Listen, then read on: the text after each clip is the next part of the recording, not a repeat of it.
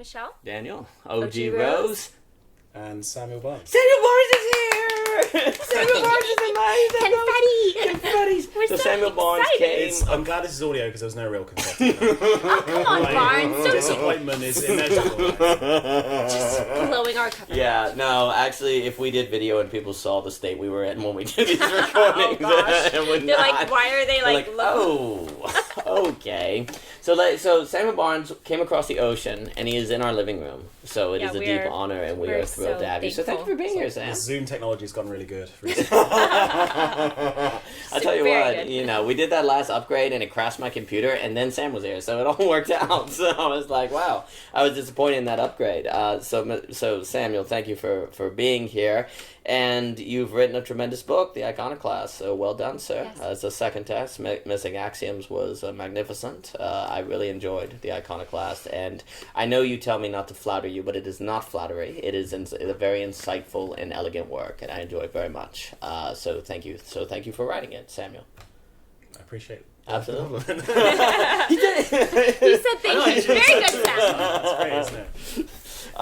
You did a good job there. He didn't throw his tea at me, which wouldn't have been visual had it occurred. You would have heard him. Yeah, you would have heard the blood and the screaming and Haven coming in and laughing. Haven would have woken up.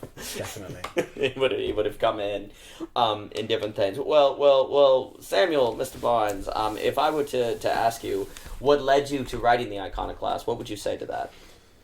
Yeah, so what led me to writing the Iconoclast is that I sort of wondered what my impetus was for my interest in philosophy.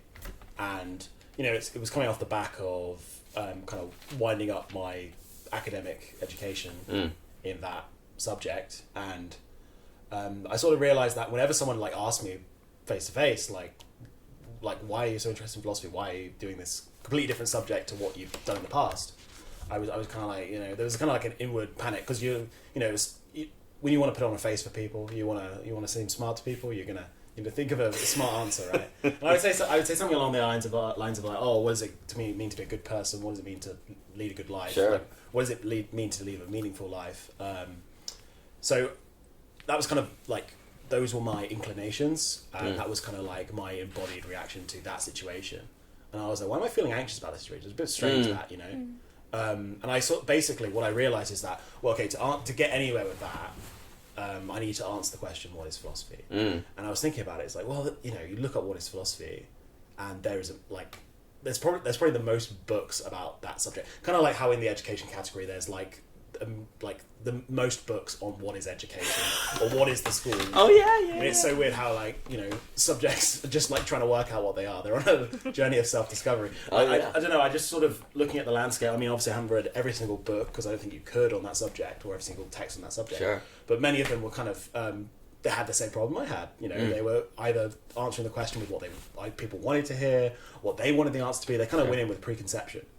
So to answer that question, I wanted to look at, well, what is this thing that sort of captured my attention? I wanted to get a more genuine answer to that. And I basically resolved that I can't signpost this book, I can't plan this book. I have to go in with a genuine intention to find the answer. And I can't let what I want that answer to be guide the way. And that's a risky thing to do, right? Because you might end up with an answer you don't like. A thinker that you reference in the book, who I think very highly of, Dr. Livingston, who is a great Hume scholar. When he's talking about the kind of tradition that Hume is coming in with the Pyrrho and some of the classic thinkers, is the idea that for some philosophers, philosophy itself is a problem.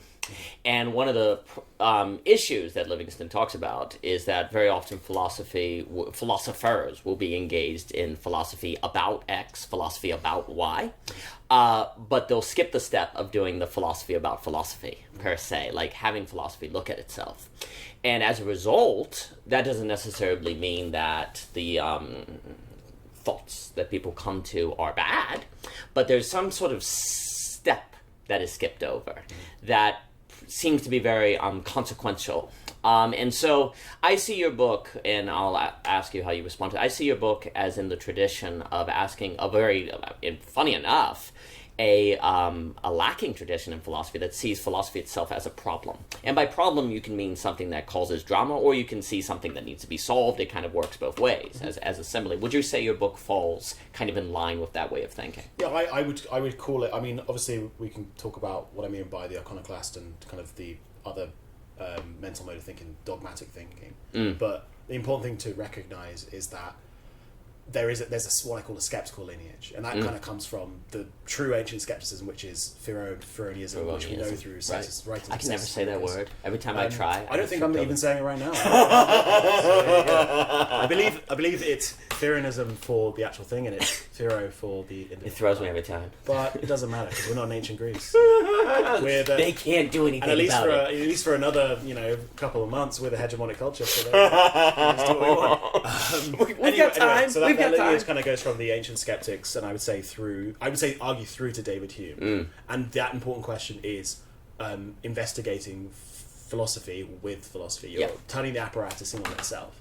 And philosophy is the only thing that could do this. If you try and like investigate biology through the methods of biology, you end up with an equivalence. Right. The weird thing about philosophy is it as a sort of an all-encompassing thing that we can't like cognitively fit into one frame unless we get dogmatic. It's like the only inquiry that could do this. And you've already raised the point that you can have, every philosophy, like every X has a philosophy of X. Right. What was the original question? No, it's like, would you see that your book is in the tradition, and I think you just answered it, of being a philosophy about philosophy, like raising the philosophical question about philosophy? Yeah, sure. This is the point. Is that this is the point I wanted to originally get to before I distracted myself? Was that lots of these what is philosophy books, they skip that initial step. Yes. They don't turn the apparatus on itself. No. They have the answer and they find a philosophical way to get there. Yes. Which turns out into being a very decadent and sublimated, to be quite frank, version of whatever that philosophy is. The difference between in the skeptical tradition is and this is weird because I kind of was reading on this. I didn't read up on this before I had the impetus, which was the interesting thing, and it's kind of nice to realise there's people in the past who have had the same problems as me. Is that Pyrrho, the Pyrrhonians, and Hume is they kind of look at philosophy and they don't just say, well, I've got an inclination towards it, so it must be good. They're actually honestly looking at it and saying, well, what is this thing, and is it a good thing? Which is a tricky thing if you're someone on YouTube who makes a philosophy like podcast and that sort of thing. Because what if the answer is actually you're doing a disservice to the world? Completely. That'd be a tricky thing to live with if that was the answer, right? Indeed. Well, I think I just want to say really quick before the thought escapes me that it's interesting though because even for it to stop, right, and say, well, like let's be skeptical about our skepticism, right? There's a way in which for philosophy itself to stop and say, is it actually right for us to be doing this? Is still philosophizing in a way, like it is still doing that, and that's why I think that's for me the kind of the saving grace of philosophy, is that at least it allows itself to be self-skeptical and reflective, where I don't know that like you're saying, there's a lot of other fields that the assumption is that it should be, or it is okay, or it is justified. Whereas I think philosophy, as you guys have both mentioned, it's rare that it says like, should this even exist in the world, or should this continue, or whatever. Well, there's an interesting way to your point where precisely because philosophy can ask the question like, what is philosophy? Then it has an ability to be a snake eating its own tail. But it also has the possibility of correcting itself. Yes. So there could be something to be said that precisely because you can't have, say, a science of science is one of the reasons why scientism is such a problem, right? Because if you're a scientist and your only standard of truth is science, but there's no way to have a science of science, then that means there is no possibility of standard of truth that would correct that very science, right? If it becomes corrupt. Sure. That's exactly right. Whereas the very fact, it seems very interesting to me because the fact that, as Livingston and Hume and all these people were warned, the fact that philosophy can be about philosophy can make it a force that can in being a self-referential thing, it can also be self-justifying, which means if it's not good, it can still find a way to make itself seem good just by finding the right way to present itself to itself, and then it can just justify whatever it does and devour everything, and that's what Livingston and Hume will talk about as an autonomous rationality, right? But at the same time, it's interesting because from another angle, and I'll get back to you, from another angle, the very fact that philosophy can be about philosophy might be, if you're a philosopher and your only standard of truth is philosophy, then philosophy and being about philosophy has the possibility of being its own corrective. Whereas if you're a scientist who only believes science can be the standard of truth, it's not possible to have a science of science. So you end up like, if it becomes corrupted, it's very difficult to break out of. Yeah, and I'll just say one more thing. I mean, yeah, it can seem like, this sort of thought of like, well, I can't even like escape it. Like, there's just no way to kind of get out of doing philosophy, even while I'm trying to deconstruct philosophy. This is like, there can be this sort of sense of frustration. Like, I'm trying to be objective, and yet I can't not use the same tools to deconstruct the thing.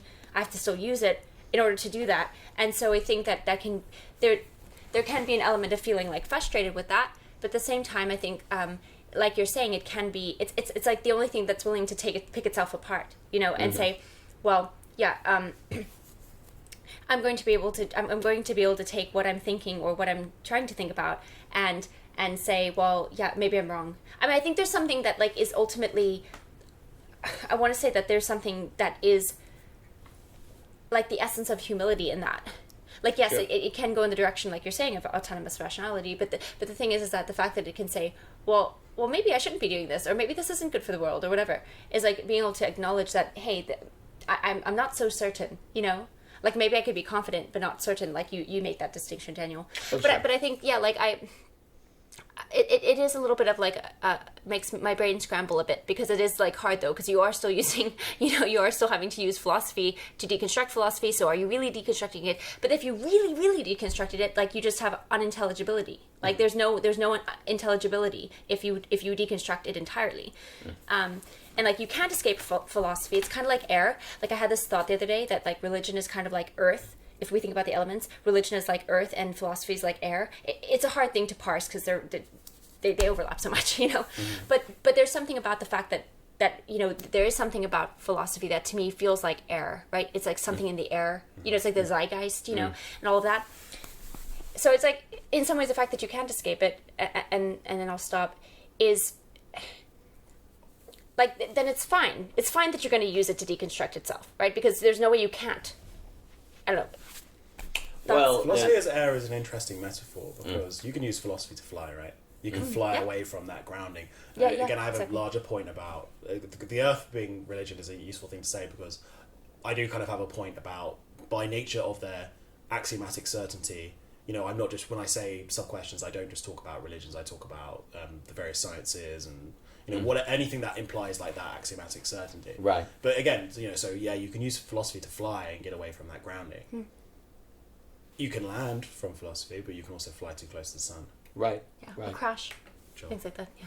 Yeah, and I think in point, your book you talk about Icarus as kind of the iconoclast, and which I think was a brilliant, and in fact I had considered in reading that Daedalus with Ulysses and James Joyce. I was thinking about James Joyce in his work in an iconoclastic fashion, but that would be a literary exploration. That is a different topic.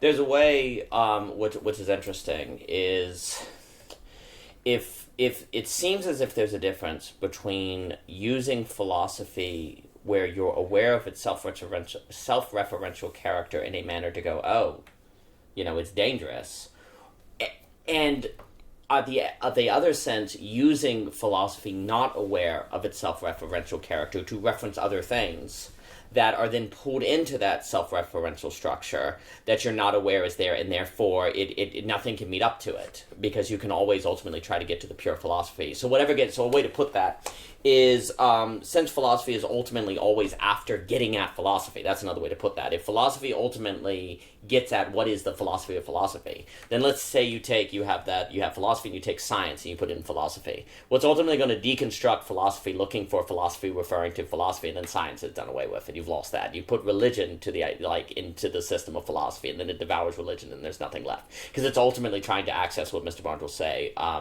as the meta question, the pure philosophy. So you have the very fact that philosophy has a self-referential character. In a sense, it's almost like philosophy is looking to reference itself, and anything you then think of philosophically, it's going to like eat through it on the way of looking for itself. And then if the meta question of pure philosophy is not possible, well, that just means everything gets eaten. It gets done away with, right? Because nothing can ultimately answer the meta question. And yet, funny enough, another, and I'd be curious what you think about this, Mr. Barnes, it's also a take that I get from the book, is that you cannot help but live as if the meta question is answered relative to you. You have to live as if a meta question is answered. And yet, it's not possible to actually do that, because in order to do that, you would have to access pure philosophy. And all we can ever do is fall back into sub-questions or different dogmatists. And yet the very realization of the whole of that schema that we just described that the book lays out seems as if it increases the likelihood of using philosophy to fly, per se, as opposed to fly too close to the sun. Like, if one reads the Iconoclast, it would seem as if the likelihood of falling into the devouring mechanism of the meta question becomes less, because you're aware of this self-referential character that it can eat you into. And yet at the same time, like you're saying, Michelle, there's a way in which you can't avoid playing with the fire, because you have to be engaging in philosophy. So there is a question to me of if the awareness of this entire situation contributes to philosophy not being used in a problematic way. Right. And I just to kind of make it theoretically clear, is when I talk about the meta question, which is what I call pure philosophy, but it's also the kind of like that sort of question of questions, that philosophy investigating itself. It's that sort of deified ideal that philosophy is ideally trying to reach towards, which is that pure cognition, is that like the pure philosophical answer, the answer to the question of questions. Right. But it turns out that's all in the cognitive plane, right? And that's a superset. But within that superset, you have these axiomatic subfields, which are based on things that we have to take as givens as humans to even operate. Yes. And then we can cognitively play within the boundaries of those things. Now, one of the questions from the book is like, well, okay, can we access the meta question? Yeah. That's an open question. And this relates to what we were talking about like not just whether we should philosophize, but whether we even can. Right. Like, because to us, this ideal of pure philosophy, this idea of pure cognition is not even useful if us as human beings, we have to think dogmatically and we can't even answer it. Right.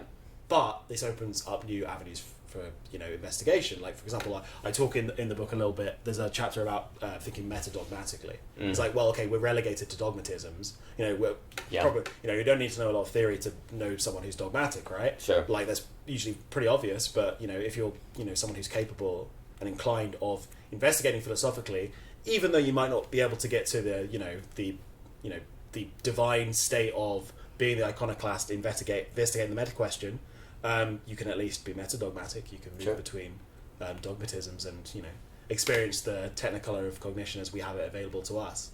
And that's kind of like a freedom and creativity within limitation, which is probably one of the more positive parts of the book. Oh, sure. I cannot. Michelle, you should.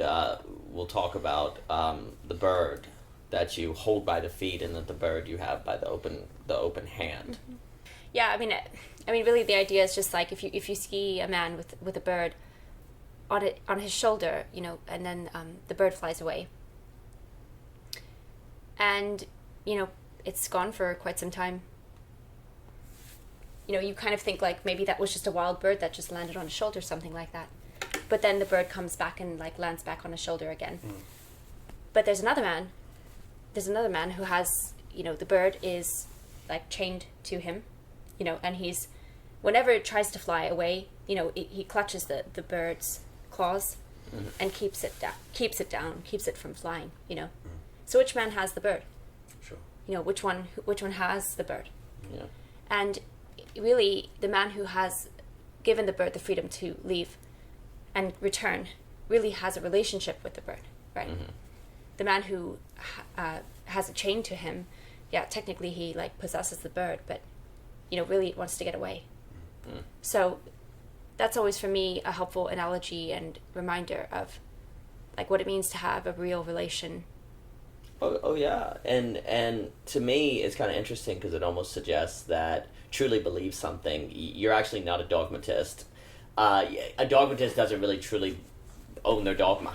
It's actually the meta-dogmatist that kind of owns their dogma, in a sense. Because and by virtues of the presuppositions you take for a given, you're actually chained down. Exactly. Whether you think you have freedom or not. That's exactly right. And so there's a funny way in which the dogmatist actually doesn't even have a dogma.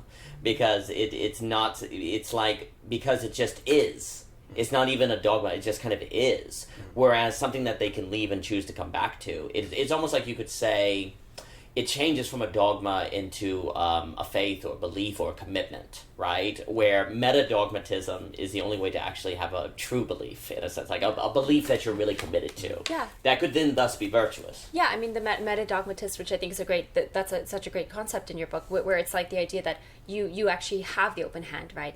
You're willing to move between, you're willing to let go and pick something up again and sort of do some, honest investigation or witnessing of what that is, and then be willing to let that go again. Like ultimately you're always landing somewhere, Sure. But yeah, I think that's a great way to think about it. I also wonder then if you think, Samuel, that perhaps there can also be these burst moments of the iconoclast, like to be an iconoclast in bursts or something, or like in moments, and then but it always kind of has to be in like the field, or like the constant of the dogma or whatever. Yeah. I mean, I kind of covered this a little bit in the book, where you can describe philosophers as iconoclastic.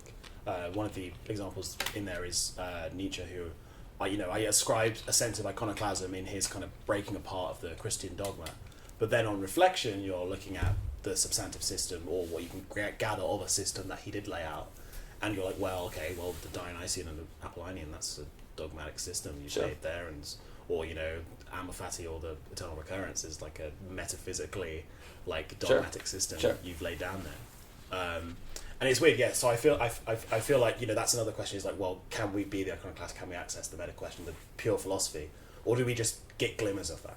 Yeah. Do we just get glimmers of that from beyond the void, and and that's kind of all we have? But I don't know. It's kind of an open question. I feel like the bird metaphor is really good, and specifically in relation to David Hume, because a big part of David Hume's philosophy, and it's one of those things where really reading David Hume is you realise that you think he's like kind of a slightly very Anglo, straight to the point kind of thinker, but he's got some very reflective moments, kind of about and this is how it relates to that analogy of the bird, is that I see kind of David Hume like the bird, right? Like his tamer is common life. Yes. David Hume kind of goes out to the meta question, Yes. does all these lofty things, but Completely. as he says in the Inquiry of Human Understanding, he comes back and he'll go to the pub and play a game of backgammon with his mates. Completely. And then when he returns to his papers, the stuff he's written all day, they seem kind of a bit silly, really. Mm-hmm. And so that's I think that's kind of Hume's conclusion, is that this is a bit silly in a way. First off, I think what's interesting about the bird is there's something iconoclastic about a bird that can fly off, right? But it comes back. So it's kind of it's an iconoclastic act that eventually chooses to return to its commitment, which functions as a binding without a direct binding. And so there's almost in order for dogma to be commitment, you almost have to have iconoclasticism. If you want to make a distinction between like dogma and commitment, which or the givens that become the source of Hannah Arendt's banality of evil, there has to be some sort of release. And that's where when we talk about Hume with the deconstruct, there's the kind of the cheap common life that doesn't go off on the philosophical journey, but then there's the costly common life that's only possible after the philosophical journey. And likewise, I think we always have to remember with Hume, as I always take it, Hume is famous for being a historian. He has spent a lot of time. He's written this extraordinary text on the history of Britain, and he's seen a lot of time, lots of examples of how autonomous rationality, rather in the form of theology, philosophy, whatever, has caused violence and totalitarianism and different things. And so there's a way in which you can read Hume as, yeah, precisely like Hume is a philosopher of friendship. You know, I must admit, I'm not sure if he has an essay like Cicero does on friendship. But you see in Hume's life, like, he's great friends with Adam Smith. There's a great book on the professor and the history, whatever it's called, the heretic and the professor, that talks about their friendship. And really there's a way in which Hume is saying that philosophy, when he talks about philosophy kind of defending common life, or ultimately honoring common life, or being something where you defend the totalitarian forces that are trying to take common life, we can see this also as philosophy having the function of protecting friendship, as protecting friends, as protecting the pub where you go and you play your games and you have your conversations. And basically, I think it's absolutely the case that for David Hume, if philosophy has any value whatsoever, if it does, and there's a sense, there is a sense in which Hume kind of leaves it open. I think you see that in his especially in his letters, this kind of notion of, and I think that really does come out when his friendship with Rousseau broke apart. He was really close with Rousseau, and then they were really close, and then over philosophical differences they collapsed. And so for him, if philosophy has something to do with defending common life and defending friendship, but then there are ways in which philosophy can destroy friendship, well, then it's I don't know. And I think you do get an ambiguity at the end. But one could argue, you could say, okay, well, that's true, so you better make sure your philosophy doesn't cause you to lose a really good friend. But there is also something about philosophy in defending friendship, or the conditions that help you have friends, or the actual people that seems to be where it's valuable.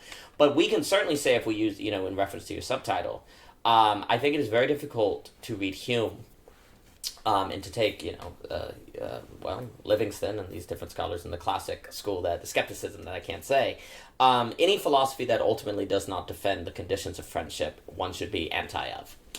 You should be anti any philosophy that is not ultimately in service of, friendship, you could say. I mean, the problem with common life, you people can hear that. I think, sometimes remembering that for Hume, common life and friendship are tied together, relationships and different things can sort of make it clearer. Oh, okay. So yeah, if I would ask because then the question becomes like this: if you would ask, what's more important, philosophy or friendship? That's when you say what's more important, friendship. Well, it's an easy answer because philosophers tend not to have any friends. But that's why Hume is so interesting. Actually, is this is why I think the Scottish Enlightenment, in a jovial kind of people, even Adam Smith, David Hume and Adam Smith, it's quite clear that the theory of moral sentiments and Hume's thinking on morality are very much influencing one another. Yeah. It is very, very clear. These are a very different kind of people. Even when you get into your Hartmans, your Reeds, your Thomas Reeds, and different people, these are not cold people who are taking the same walk every single day that people can set their clocks to in different things. These are people who are relating to one another, and so they think about friendship differently. We were talking the other day, and then I'll pass it to whoever wants to speak. We were saying that I don't think when everyone who's doing philosophy does not have families or they are not married, you are going to get a different philosophy. Likewise, if you have philosophers that don't really, really value friendship and relationship as primary, you will get a different philosophy. And funny enough, in my opinion, it is actually the philosophers that say value friendships who actually end up with better philosophies, which we've come to believe that things like that get in the way of philosophy. But I think it's quite clear, in my opinion, that it actually helps it. Precisely because it draws the meta question into question. If you're at the end of the day, if you're if philosophy can threaten friendship, what good is philosophy? Well, that's actually one of the virtues, the very fact that it would make you ask that question, because then you will put it in its proper balance. Yeah. So it's not the answer to the meta question, it's the friends we've made along the way. Basically. I think there's a lot of that in Hume. I think that you see that in Hume. Yeah, I think so, yeah. I don't know, Hume scholarship's really great because you have a lot of his letters and kind of personal thoughts. This is kind of something I cover in the book, especially it kind of wrap back around to the whole critique of the literature that does exist on what is philosophy, right? The whole fact it's driven by inclinations, and I don't know. I feel like I think the direct quote from Hume, I believe, is "Give me the man, and I'll give you the philosophy." Yes. I kind of disagree with him on that. I think it goes the other way around. It's give me the philosophy, and I'll give you the man. Right? And this comes back to the things you were saying about that we may be discounting the things as although I critique Hume as having common life as a dogmatic retreat in a way, I do think we maybe discount the effects that has as we, this is kind of why, this is one of the main reasons why I call it an anti-philosophy, although it's kind of there to be a bit, of course, provocative, right? But it's called an anti-philosophy because it's anti to philosophy as it was hitherto understood, and that's exactly what I'm talking about. Understood as a cognitive plane, and just the cognitive plane, and not trying to talk about embodiment or appearances necessarily, or like you said, temperaments and all these things, and human relationships, and pretending there isn't a two-way stream between those two things. Completely. I take what you're saying, and I'll let you respond to it. What you are saying is that there is no such thing as... All we are ever engaging in is partial philosophy. You are never doing, say, pure philosophy, and yet philosophy likes to fancy itself as pure philosophy. Sure. Like, in the same way that, arguably, we never have pure health, right? You always have, maybe your heart's a little better than your lungs, but, you never have, like, perfect health. You're always engaging in, say, a degree of health. Likewise, you're always, arguably, you're constantly engaging in various degrees. Do you ever get fully satisfied in eating food, or there's always different degrees? So, likewise, philosophy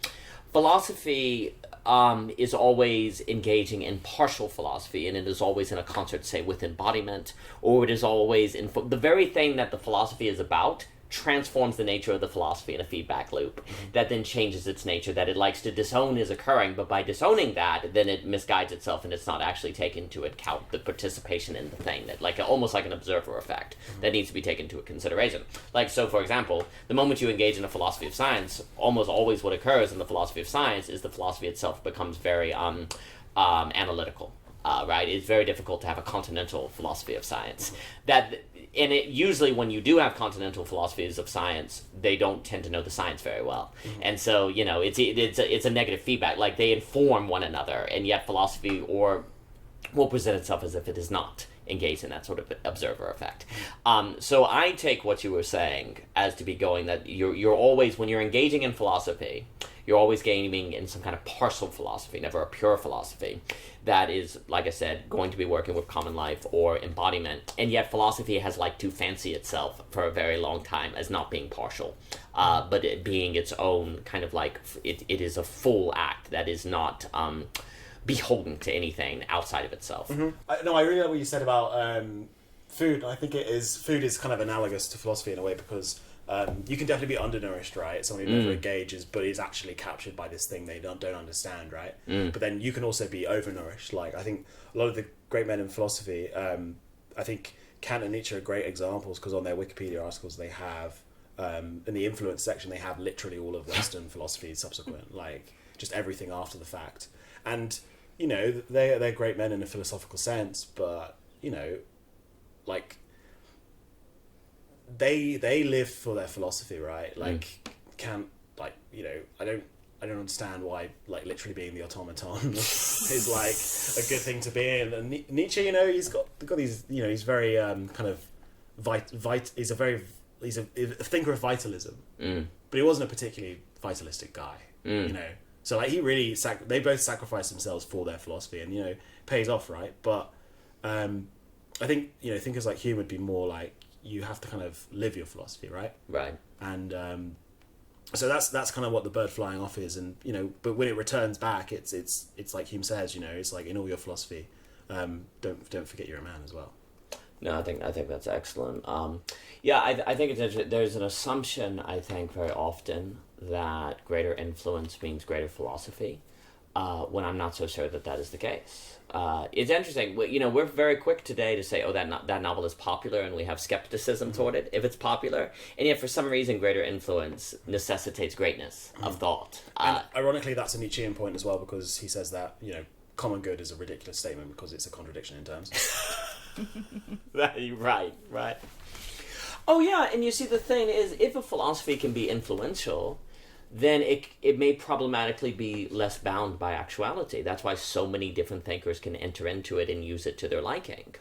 Where, when you have thinking that's bound to common life, well, that's not as you have to go live a common life. That's not as so, philosophers in their character don't like that so much. And so influence in philosophy could be evidence of a problem, or philosophy that is unwilling to put itself in its own proper bounds. Whereas the very fact that, unfortunately, David Hume is mostly just a footnote to Kant. He's the guy who woke Kant out of his dogmatic slumber. Oh, and he had something to do with empiricism. And that's it, for most people, and he said some weird things about billiard balls. That tends to be a suggestion that there's something more going on. But to get what's going on in Hume would require you to also, frankly, be someone who's jovial and cares about friendship and is going to the pub and different things. And what's also critical, you in your book talk about philosophy departments being a problem, which I agree with. Hume is not teaching philosophy. He is a historian. Philosophy is something he does kind of in his spare time, if you will. Philosophy is something that emerges alongside and with his friendships, and it becomes something to him that is necessary to defend common life and friendship and to stop totalitarian forces. It's not like I'm going to get a professorship to do philosophy. When his treatise on human nature comes out, it frickin' falls dead from the press. That's what they say. He is not famous for his books at all, and in fact, if anything, because of his dialogues on natural religion, and he's seen as an atheist and people dislike him, if anything, philosophy hurts him. He's not famous for philosophy. So that gives you, I think, a very different kind of philosophy than the philosophers who, like a Kant, who's teaching, and the philosophers that come out of departments ever since. And Hume's he's an anti-abstract thinker in a way, because, his philosophical books are almost, especially the Inquiry into Human Understanding, it's almost like an autobiography. Yes. Like, all the talks about, he's like, okay, here's the theoretical bit, and here's what happened when I went and played billiards. That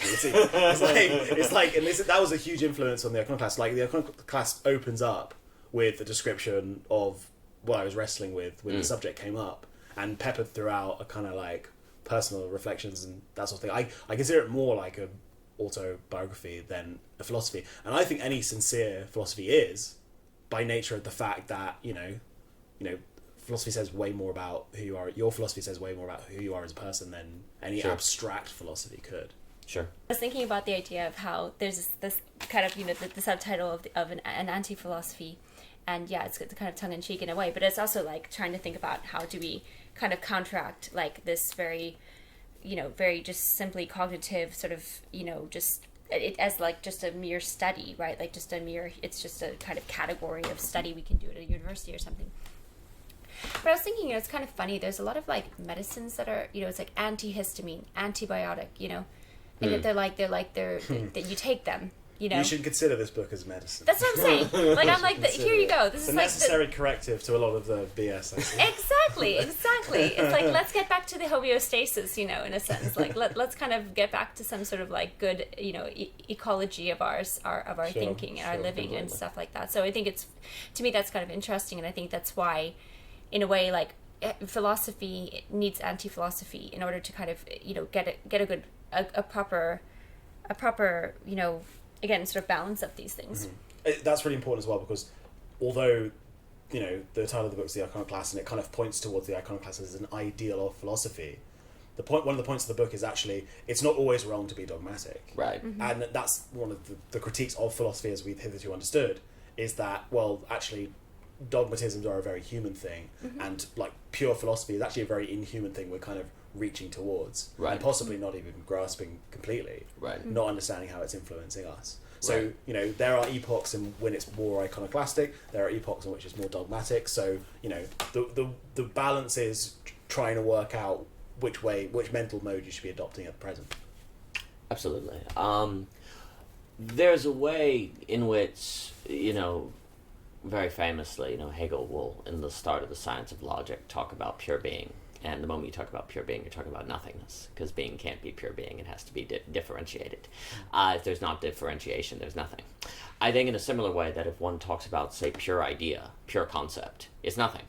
Because there's not differentiation. The moment if the meta question is not made into sub-questions, it is practically nothing. Now, what's curious, though, is that in the same way that the word, like if you take a Master Eckhart in negative theology and they talk about God as nothing, they don't literally mean nothing in the sense of like it's not there. They mean it's nothing relative to humans' capacity to understand, because it is so much greater per se, or it ontologically exists in a manner that cannot be translated into human finitude, that it is experienced as a nothing, but it's a kind of, someone like a Christian Wyman will talk about a bright abyss, or a pregnant nothing, or something like that. And there's an interesting way in which the meta-question has a kind of something like that to it, where the very fact that you can create sub-questions would suggest there must be a meta-question out of which the sub-questions are coming, and we kind of talked about that, and yet no sub-question can, by definition, entail the whole of the meta-question, right? In the same way that no theology could literally capture God. Like Javier was mentioning that, like and this is true from Buber,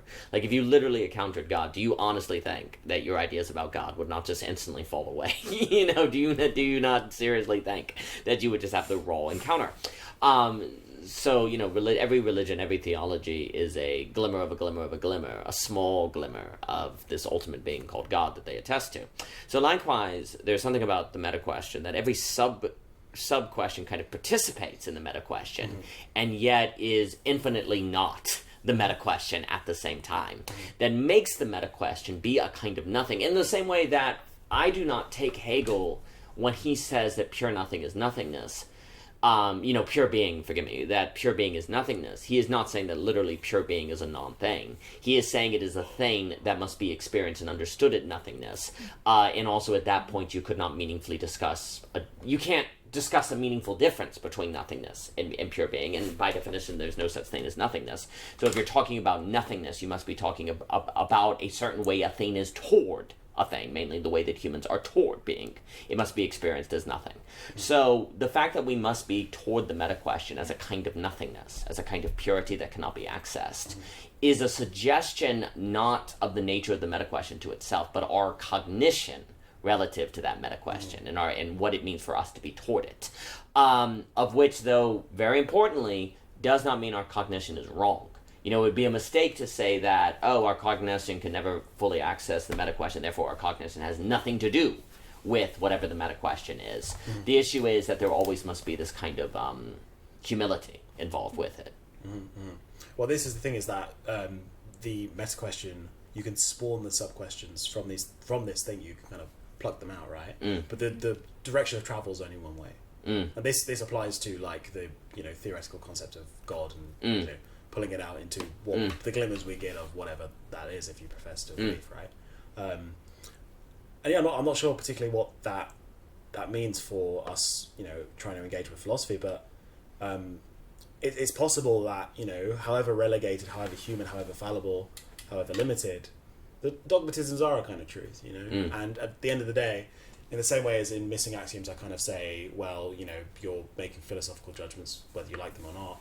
Because we're humans, we can sit here and try and commune with the meta-question all night, but, in the morning we've got to get dogmatic and, make breakfast. Right. Put butter on Haven's waffles. Lauren, help us. No, I'm just kidding. Do we get the butter right? I certainly know how to end a statement. I don't know where that came from, to be honest with you. What's that? I don't know why my brain went straight to breakfast. Because it's late. I love breakfast. It's like... Yeah. I swear I'm not hungry. No. Good, yeah. No, I think I like this point that you just brought up, Daniel, about the meta-question and how this kind of can feel and have some remnants and like some sense of negative theology. I was thinking a lot about that too, where there's this sort of sense of we don't really know what it is, and yet somehow it generates something. Like it's yes. And a lot of that is like, it goes to like when we've talked a lot about like lack and everything, like where it's a nothing that does something to you, Like I think that's what the meta question in a sense it's could a kind of lack. Yeah, it's a kind of lack because it does generate all these types of questions other than these, it's the a present sub-questions. absence. Right, exactly. And so I've been thinking a lot lately about like Rookmacher's book on modern art and how, to your point, Sam, which I bring up a lot and think about a lot, is the idea that you can never really be like a pure nihilist. If you're going to keep existing, like you can't be really, right? And I think modern art is such a beautiful demonstration of that, because I think Picasso said something like, we have to kill modern art, but how do you do it? Do you like make more modern art? So it's a very interesting thing, it tries to like deconstruct art with art, but what does that really result in? Like, you know how we just said how like earlier in the talk, philosophy tries to just deconstruct philosophy with philosophy, and that actually can be like a good corrective. But for art, it seems to further abstract. Now, that the risk for philosophy is that it does actually further abstract. And that's why I think your book is so important, Sam, because it wants to kind of say, like, let's not get too, like, in our heads, like, let's not get too far away from, like, the ground, reality, everything, relations, all of that, because, like, that abstraction is, of course important, and it's going to always be a part of our existence as human beings, because I think human beings are, like, have a core, an essential metaphysical dimension to them, even just if we think about how they are oriented with time, etc., memory, things like that. But anyways, the idea is that, like, anti-philosophy can remind us, and the iconoclast, to get back to, using philosophy as a means to not merely abstract ourselves up away into the clouds, like, but to also keep ourselves grounded and kind of moving back and forth. But art, it's funny because it just ends up being like, literally, just deconstructing to forms and such. Like, there's something that gets kind of very geometric. Like, it's weird. It's like art shows us that it kind of gets back to geometric forms. Like, if we think cubism and stuff like that, like, it goes back to the shapes that were always there, but it was underneath things. And so there's something that is trying to show us, like, the underlying. And it wants to say there's no truth. It wants to say there's no meaning, etc. But it ends up creating, like, a new landing pad for something substantial, right? Because they're still making art, Absolutely. And there's still, the truth is that there's no truth. There's still a truth there. There's still a meaning. The meaning is that there's no meaning. But I want to say, like, back to your point on the negative theology, there's a difference between saying there's no meaning and there's a meaning that we cannot know.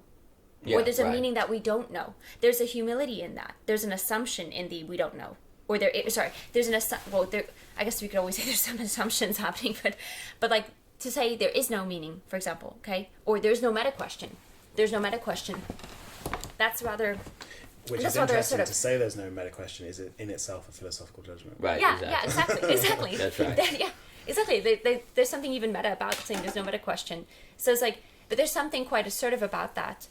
And I think rather, it looks very the same. What I mean to say is, like, it looks very much the same to say there is none, right? Or to say, we don't know. We just, like, really don't know. And I think that's that soft spot, like that sweet spot of the humility that you're getting at with the negative theology is really, really important.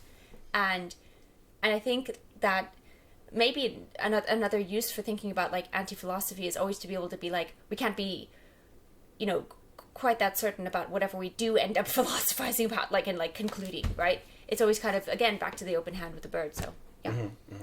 There's a book, as you were talking, Michelle, Leonard, I can't remember his name, where he talks about Gertrude Stein, and she was a writer, Hemingway, godmother, and different things, and, she did a lot of this kind of stream of consciousness writing. Yeah. And one of the things that she was also worked in the lab with William James, pragmatism, and, different things like this. Miss Stein seems to have been trying to show that there was a universal grammar, like in Chomsky, like Noam Chomsky, because no matter what kind of stream of consciousness you did, you still ended up writing something that had a structure to it, is what she showed. Like, you couldn't escape it. Like, and this kind of comes out where, like, certain meanings, like, even if it's just random, like, you attempt to be random, it's not random. And so Gertrude Stein kind of shows this, and I'm not saying that everything that Gertrude Stein wrote is random, but she has, like, automatic writing process to show, and it kind of points to a universal grammar, is ultimately, like, in the kind of randomness, it shows what Chomsky is talking about to be the case. Likewise, you have, in chaos theory, I guess the Mendebolt drawings, which he comes from mediology and different things, which shows that if you try to show a pictorial representation of chaos, you get patterns.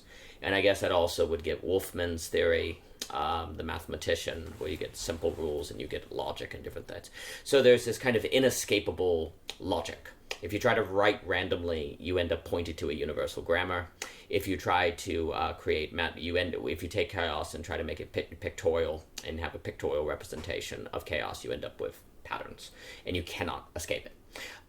It would seem to be the case that human thought simultaneously, in the very effort of thought, always points to the existence of a meta question, something that it cannot escape. Like random writing cannot escape a universal language. Chaos can escape pattern.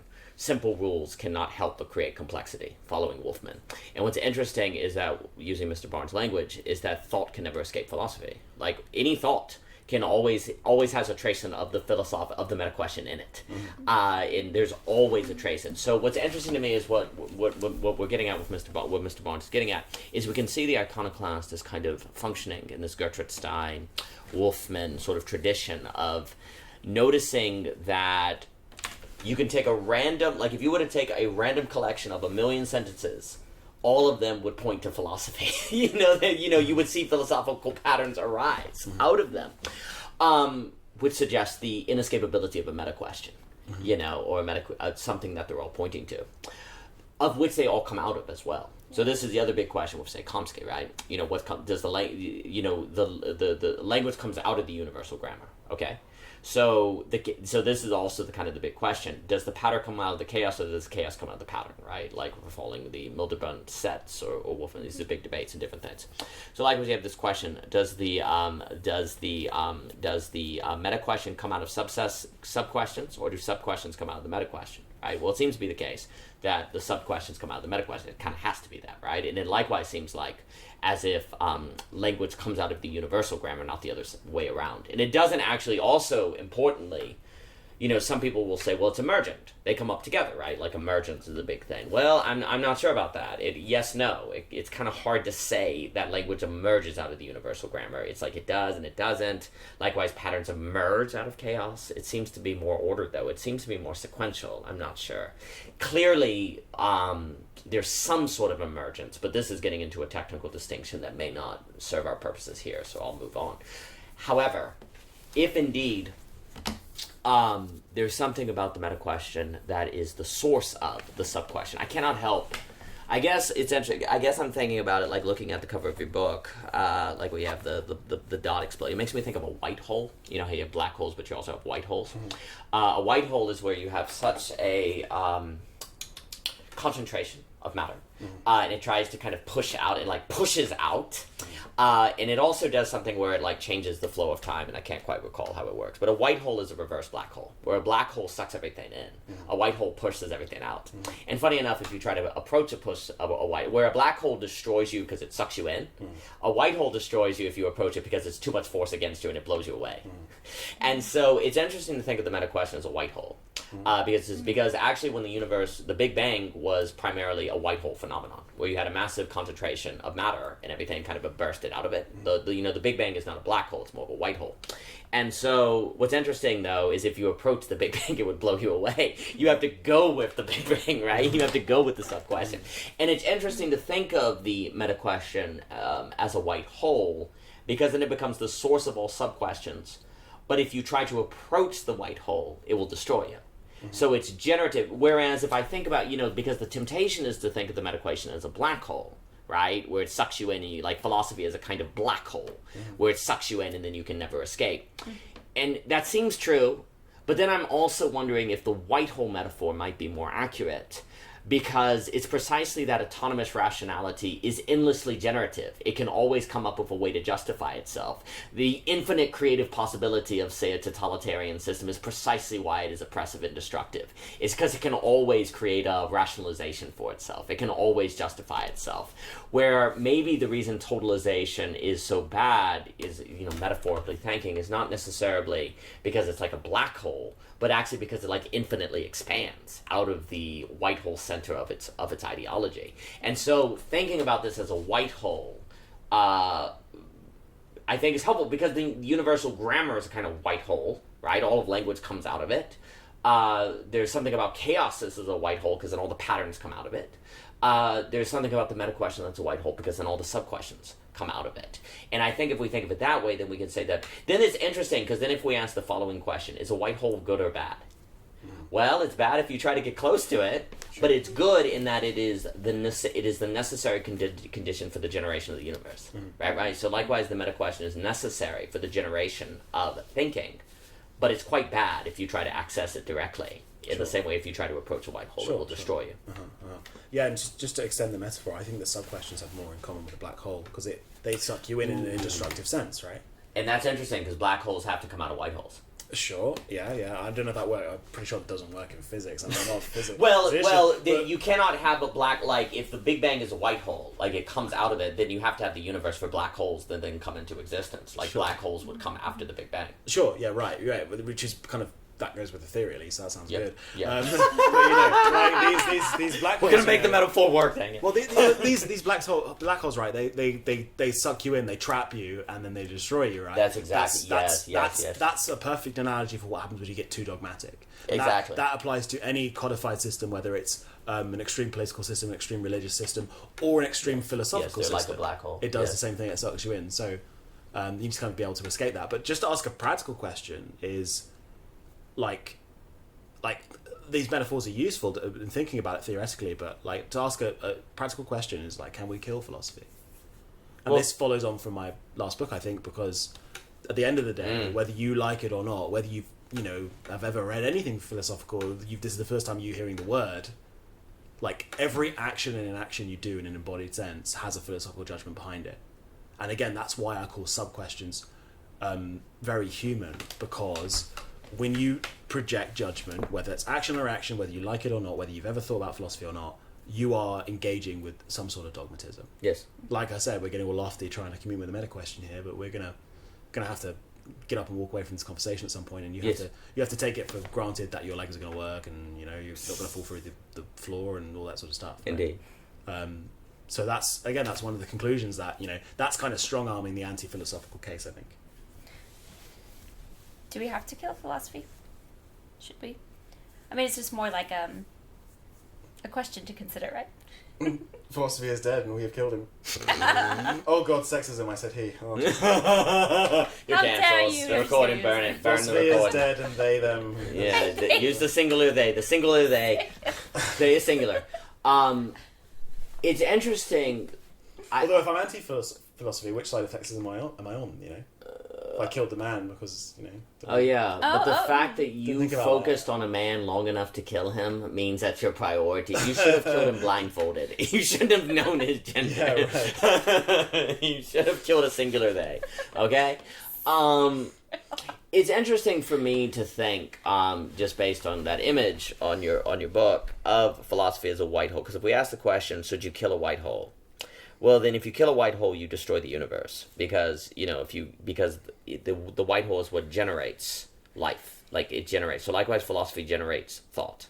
Okay, it's what makes thought possible. So if we kill philosophy, then we kill the generation of thought, and we become like Kafka. And Kafka, Kafka says, hey, maybe it would be better if we were the panther, right? We talked with Pei about that, right? So the question of killing philosophy seems to have something to do with killing the generation of thought. Likewise, we could ask, should you kill the universal grammar? Well, then you'd kill language, right? Should you kill chaos? Well, then you destroy patterns, if chaos generates patterns. So there's something about killing the urge to approach the white hole. Killing the urge to try to directly access philosophy. That seems to be what needs to occur.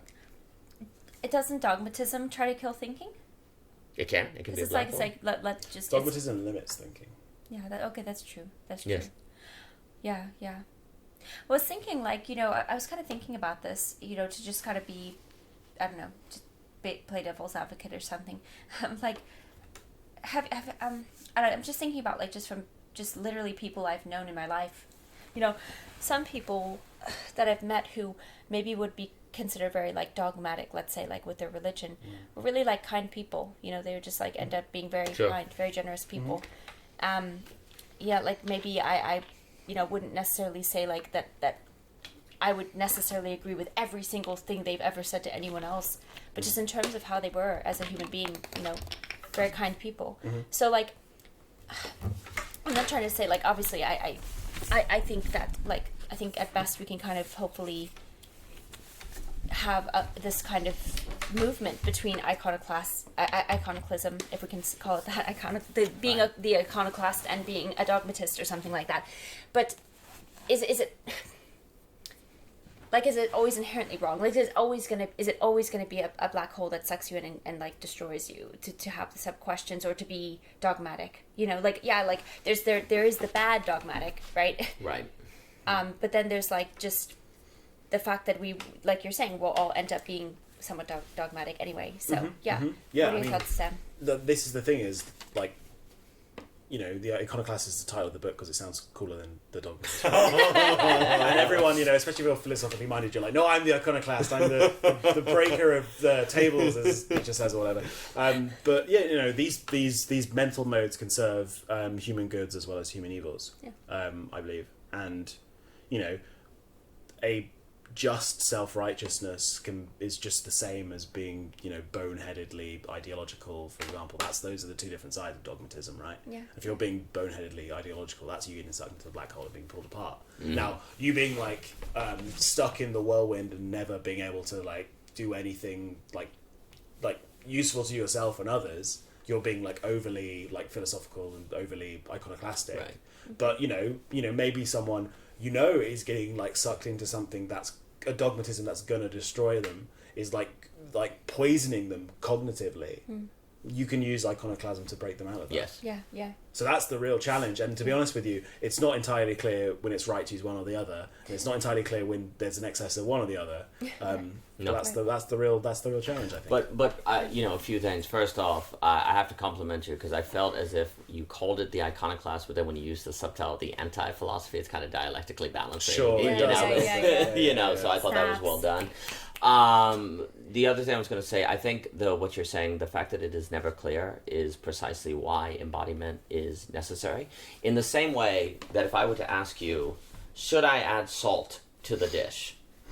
You would have to be there. Like I don't know. You'd have to taste it. You have to be part of it. Sure. Like if I ask you in a vacuum right now, should you add salt to the spaghetti? Right. The frick? You know, some spaghetti yes, some spaghetti no. Yeah. Philosophy, if indeed a lot of philosophy, the art of philosophy, quote unquote, or philosophy is skill, because y'all know I'm obsessed with the notions of habit and skill. If indeed that is a lot of the role of what philosophy seems to have to be, this determination of the balance between the iconoclastic and the dogmatist, that is only possible from an embodied place. That's from being in the kitchen, where you taste the dish and say, tonight it doesn't need salt. Tonight it does make salad. Oh, and guess what? You make mistakes. But luckily you get up and rise again. So the other thing, like you make a bad, it's like, crap, I put too much olive oil in. Crap, I was a little too dogmatic on that. Well, tomorrow I won't be. You know, like it's a practice. You get better at it. You develop the skill. But you only develop and practice skills from a place of embodiment. Yeah. And the embodied context allows you to access the heuristics with which to make that decision. Only the embodied And the problem is, exactly. if you're on one side or the other, like you're dogmatic, you're like, no, I want salt in the spaghetti because I always have salt in the spaghetti. If you're the iconoclast and you're like, well, Dan's going to add salt to spaghetti, but like you didn't say how much. Yes, that's exactly right. It basically, the key is that it is only in the embodied condition that the heuristic is accessible. Only, and only alone. I think Hume knew this, but he didn't say it explicitly. He uses language like sentiment, habit, stuff like that, which are all terms like what ends up happening. So when he, for example, with the billiard ball thing, and he basically talks about like custom, you know, it's like, and he says it's constant conjunction because it's based on habit, things you've seen before. To us, when we hear that, we kind of say, oh, he's just like using it kind of flippantly. Where it's like, there's no natural law, there's just habit. We don't really think much of what he's saying. We just think we take it as purely deconstructive. All he's done is just said there's not saying it's natural law. No. The word habit's a big deal. Because he is saying it is from an embodied heuristic that we come to determine that the billiard ball is going to hit the next one. And then the idea of a natural law come. Like when he talks about sentiment, when he talks about the ethics of a society are based on sentiment. Again, we hear just someone being deconstructional and saying, there's no such thing as ethics, there's only sentiment. No, he is saying that sentiment is an embodied heuristic. Likewise, habit is an embodied heuristic. Sure. Custom is an embodied heuristic. What he is describing are embodied heuristics. They are methods of epistemology. Unfortunately, Mr. Hume, I don't believe made that too clear.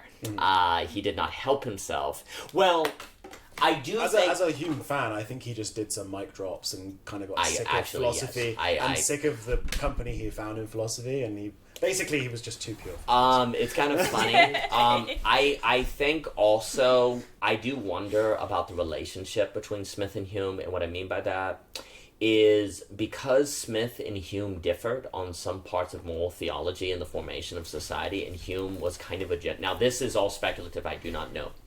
Hume definitely made space for the younger Adam Smith to create his career and to take off. And some of the points that Hume would have needed to elaborate on could have gotten in the way of the development or stage that Smith could have taken.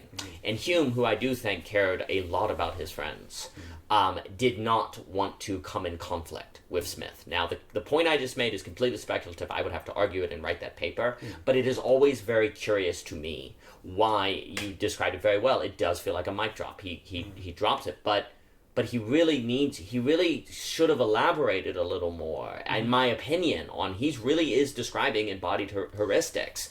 But for reasons that I would have to justify, I think he was making some space for Adam Smith. And that's why he did. But, he wanted to support his friend, but, he also dropped the tools for us to come and pick them up now. That's true. He also, it's not like David Hume did not leave the tools there. Sure. He just did not elaborate on the tools. Sure. Which... Again, I mean, there's a tradition of writing that, we're not used to writing that is subtle. We think, people will talk about subtlety, it's important to be subtle in writing, but no. You go to classical writing, and, Strauss is great on this. Like, subtlety was literally an art form. Like, there was, there were stages where if you were overly clear on how to use the tools, it was almost an insult to the readers, right? You're supposed to be subtle, give them the tools, and then assume they have the intellectual capacity to go from there. For modern readers... That's kind of a sin. You're supposed to completely spoon feed me, dang it. You're not supposed to give me the tools and say go use them. You're supposed to hold my hand as I use them. Yeah. So we also, I do think, to understand Hume, have to also have an understanding of the reading culture as well.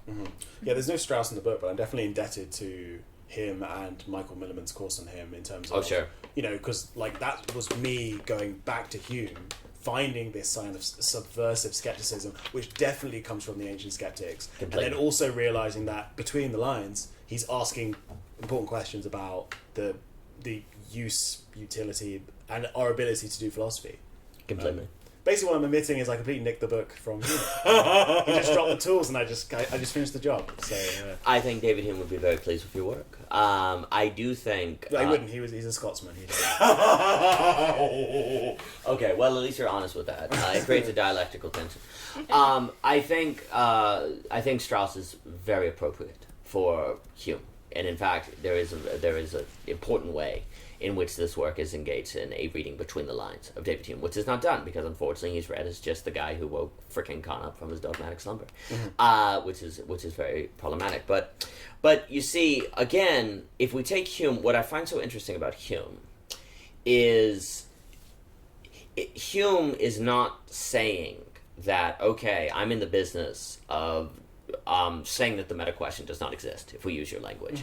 He is saying that, okay, there's this thing, philosophy, that generates sub-questions, and I'm going to learn philosophy so that I don't... It would seem as if, to Michelle, to your point, one of the reasons philosophy is important is to keep sub-questions as entities of limit, but not entities of...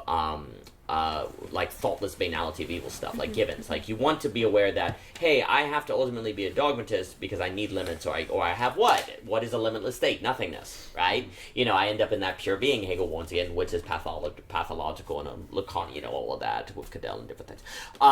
But there's it seems like you need philosophy to be able to ascribe to a dogmatism that you see as limited, but not total truth. Because that's a problem, because sub-questions have a way of becoming not a sub-question, but everything, absolute truth. And so philosophy is the ability... It's interesting to think of philosophy being the ability to live with limits, knowing that they are limits, and being okay with those limits, as opposed to living with limits and then saying, well, limits are bad. They're always bad. And then getting rid of them, and then you're going to the pure iconoclast.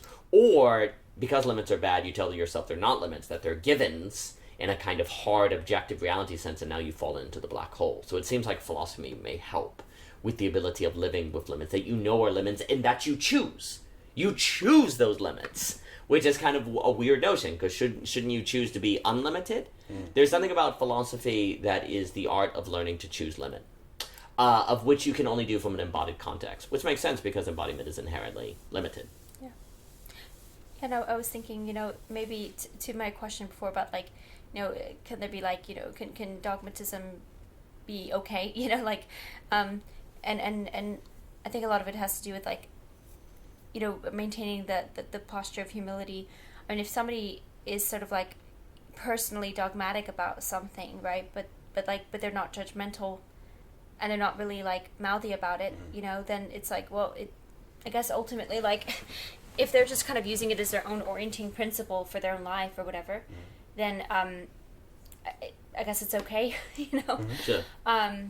But yeah, I mean, ultimately, like, again, I think like anytime we're talking about like humility or something like that, it always kind of holds that open hand or that space to like potentially be wrong, right? Or like not be able to speak for another person. So in that way, I'm not saying like it's necessarily doing the best at like oscillating between an iconoclast and a dogmatist, but it at least kind of is, one way that being a dogmatist could possibly work. Right, and this is an important direction to go in, because it gets you away from that abstract vacuum that philosophy can be. And this is, again, a humane point, is that, it's all based on the reality that humans are social animals as well. Right. Which is a great insight, like bringing that naturalistic kind of bend on it. And yes, okay, naturalistic study is a sub-question, but it's sort of leveraged to, help with that embodied context. Completely. Yeah, no, I think there's something about friendship that's a communal end, and there's something about friendship, therefore, that contributes to embodiment, that contributes to communal life, social living, and different things like that. That suggests that philosophy with friends is better than philosophy without friends. So we are lucky to have you here, Mr. Samuel Barnes. The Iconoclast is a tremendous book. As a closing point, I would say everyone should go listen to your wonderful conversation with Cadell last. I thought that was great.